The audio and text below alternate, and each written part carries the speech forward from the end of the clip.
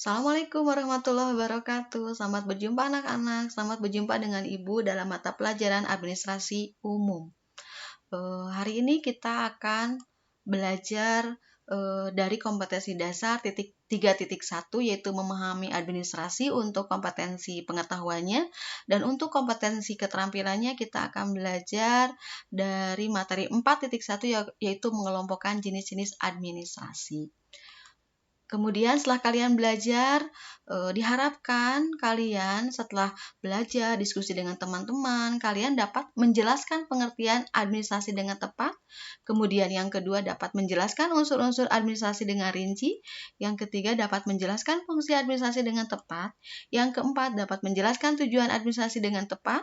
Yang kelima dapat menjelaskan manfaat administrasi dengan rinci. Yang keenam menjelaskan perkembangan administrasi dengan tepat. Yang ketujuh dapat membedakan jenis-jenis administrasi dengan teliti. Itu untuk kompetensi pengetahuannya. Dan untuk kompetensi keterampilannya, kalian diharapkan satu, bisa memilih administrasi berdasarkan kelompoknya dengan tepat.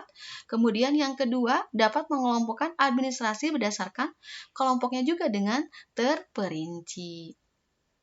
Baiklah, kita akan memasuki materi pertama, yaitu tentang pengertian administrasi. Pengertian administrasi yang pertama yang akan kita bahas adalah administrasi dari segi etimologis. Nah, secara etimologis, istilah administrasi itu berasal dari bahasa Latin, yaitu katanya dari ad dan ministrare. Ad artinya intensif dan ministrare artinya melayani, membantu, atau memenuhi. Sedangkan dalam bahasa Inggris, asal katanya itu dari administration, yang bentuk infinitifnya ada to administer. Kemudian, nah ini artinya adalah to manage sebagai yang berarti mengelola, atau to direct yang berarti menggerakkan. Nah, dari bahasa Belanda, artinya katanya asalnya dari administratie yang mempunyai pengertian tata usaha. Jadi, secara etimologis, administrasi dapat diartikan sebagai kegiatan memberikan bantuan dalam mengelola informasi, mengelola manusia, mengelola harta benda, ke arah suatu tujuan yang terhimpun dalam organisasi. Nah, kegiatan administrasi ini merupakan kegiatan manajemen, yaitu pengendalian, menggerakkan, dan pemanfaatan atau pendayagunaan faktor-faktor sumber daya yang sudah direncanakan. Kemudian, pengertian yang kedua adalah pengertian administrasi menurut para ahli. Nah, menurut De Lianggi, seorang ahli dari administrasi, mengatakan bahwa administrasi adalah segenap rangkaian kegiatan penataan terhadap pekerjaan pokok yang dilakukan oleh sekelompok orang dalam kerjasama mencapai tujuan tertentu. Kemudian, menurut Sondang P. Siagian, administrasi adalah keseluruhan proses pelaksanaan kegiatan yang dilakukan oleh dua orang atau lebih yang terlibat dalam suatu bentuk usaha kerjasama demi tercapainya tujuan yang ditentukan sebelumnya. Kemudian, administrasi dalam arti sempit. Administrasi dalam arti sempit adalah penyusunan dan pencatatan data informasi secara sistematis dengan maksud untuk menyediakan keterangan serta memudahkan memperolehnya kembali secara keseluruhan. Atau bisa dikatakan tata usaha atau clerical work atau office work. Sedangkan pengertian dalam administrasi dalam arti luas adalah sebagai kegiatan yang dilakukan oleh sekelompok orang dalam suatu kerjasama untuk mencapai tujuan tertentu. Nah, kemudian ada unsur-unsur administrasi. Unsur-unsur administrasi ini menurut konsep Balai Pembinaan Administrasi, ada organisasi, ada manajemen, ada komunikasi, ada kepegawaian, ada keuangan, ada perbekalan, ada tata usaha, dan ada humas. Kemudian menurut De Lianggi, ada organisasi, ada manajemen, ada komunikasi, ada keterangan, ada kepegawaian, ada keuangan, ada perbekalan, dan ada humas. Kemudian ini dapat digambarkan dalam bentuk unsur-unsur keterkaitan administrasi. Untuk penjelasannya nanti kalian bisa dilihat lebih rinci dalam handout atau modul yang Ibu sertakan dalam LMS. Nah, sekarang kita masuk ke dalam fungsi administrasi.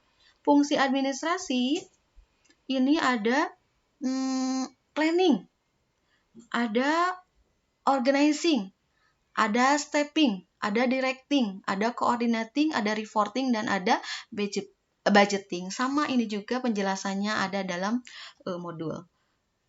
Kemudian kita akan pada tujuan administrasi. Tujuan administrasi untuk apa sih? Nah, salah satunya adalah agar seorang wirausaha dapat memonitor kegiatan dan pengendalian usaha. Kemudian yang kedua, agar seorang wirausaha dapat mengamankan jalannya pelaksanaan kegiatan usaha. Yang ketiga, agar seorang wirausaha dapat mengevaluasi jalannya kegiatan usaha. Yang ketiga, agar seorang wirausaha dapat menyusun program kegiatan pengembangan usaha. Kemudian, agar seseorang wirausaha dapat menunjukkan bukti-bukti adanya kegiatan usaha. Dan yang agar seseorang wirausaha dapat mengambil keputusan dalam pengembalian dan pengendalian usaha. Kita maju kepada jenis administrasi, ada administrasi publik, ada administrasi pembangunan, ada administrasi lingkungan. Kemudian penjelasannya biasanya administrasi publik ini berhubungan dengan administrasi negara. Kemudian administrasi lingkungan tujuannya mewujudkan wawasan lingkungan dan tidak mengesampingkan kualitas manusia dan lingkungan yang dilakukan oleh pemerintah dan masyarakat. Kemudian ada administrasi pembangunan, sistem administrasi yang dibentuk dengan tujuan untuk mengendalikan pembangunan yang regulasinya diatur oleh pemerintah. Kemudian manfaat administrasi untuk bisnis. Nah, itu mengetahui nih berapa besar sih laba usaha kita, menghindari risiko kerugian, kemudian sebagai data penting bagi investor. Untuk pendidikan, ini untuk menciptakan iklim kerja yang baik dan menerapkan prinsip-prinsip hubungan kemanusiaan yang sehat dan menekankan penghargaan kepada setiap orang pada lembaga pendidikan yang bersangkutan. Kemudian untuk mendorong, menerjemahkan, merubah pikiran-pikiran dan teori-teori pendidikan menjadi kurikulum, program, metode, media, prosedur, dan aktivitas pendidikan lainnya untuk menempuh jalan yang tepat dalam rangka mencapai tujuan pendidikan. Kemudian untuk mengetahui dan menyadari tugas-tugas dan kewenangan yang mesti dipikul, serta mengetahui bagaimana cara melaksanakan tugas dan kewenangan masing-masing. Keempat, mengangkat derajat kinerja pekerja dan menolong mensukseskan dan memperbaiki kinerja tersebut. Sekarang kita masuk ke dalam sejarah administrasi. Sejarah administrasi ini kita mulai dari tahap prasejarah yang berakhir pada tahun 1 Masehi, kemudian tahap sejarah yang berakhir pada tahun 1886, dan tahap modern yang dimulai pada tahun 1886 dan masih berlangsung hingga sekarang. Untuk penjelasan bisa kalian dilihat di modul. Kemudian jenis administrasi tadi sudah ya, jenis publik, pembangunan, dan administrasi lingkungan. Kemudian pengelompokan administrasi. Nah, administrasi ini ada dua, administrasi negara dan administrasi swasta atau niaga. Kemudian dalam bukunya Dasar-Dasar Manajemen, administrasi berobjek kenegaraan, ini penjelasannya administrasi pemerintahan, administrasi perusahaan, kemudian administrasi yang berobjek swasta, ada administrasi perusahaan, administrasi bukan perusahaan atau niaga, dan administrasi yang berobjek internasional, ya. Nah, kemudian ada peranan administrasi dalam kehidupan manusia. Apa saja sih? Satu, sebagai subjek dari kepentingan universal. Kedua, sebagai stabilitasi institusi sosial. Yang ketiga, menjamin stabilitas sosial dengan menyediakan fasilitas bagi perubahan sosial. Yang keempat, merubah pola kehidupan kerja menjadi pola kehidupan berdasarkan kerjasama, keorganisasian. Yang kelima, dapat merubah cara berpikir serta bekerja sama secara rasional. Yang keenam adalah administrasi sebagai kunci untuk pengabdian kekuasaan dalam masyarakat besar. Kemudian, nah ini juga sebetulnya kegiatan organisasi itu ada dua macam sebetulnya. Ada kegiatan operasional, ada kegiatan administratif. Kegiatan operasional adalah pekerjaan yang berlangsung berkaitan dengan pekerjaan substantif yang inti. Kemudian kalau administratif adalah rangkaian pekerjaan merupakan rencana, keputusan, mengurus, mengatur, memimpin, mengarahkan, membimbing, dan mengawasi, serta menyempurnakan. Nah, ini lazim disebut dengan proses penyelenggaraan. Nah, ini dapat dijelaskan dalam bagan seperti ini.